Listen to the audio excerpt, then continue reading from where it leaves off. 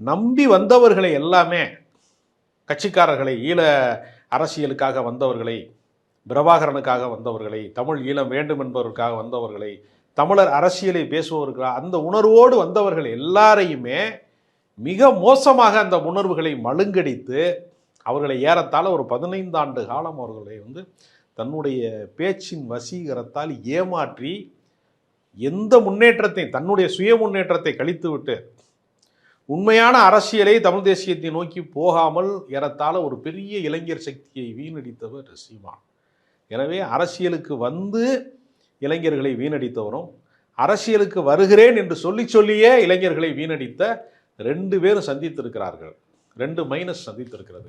அரசியலுக்கு வருவேன் என்று சொல்லி வர வேண்டிய நேரத்தில் கரெக்டாக வருவேன்னு உசுப்பேத்தி விட்டு தமிழ்நாட்டிலே ஏறத்தாழ இளைஞர்களை, தன்னை நம்பியவர்களை, ரசிகர்களை மிகப்பெரிய அளவிலே மோசடி செய்தவர் ரஜினிகாந்த் அவர்கள்.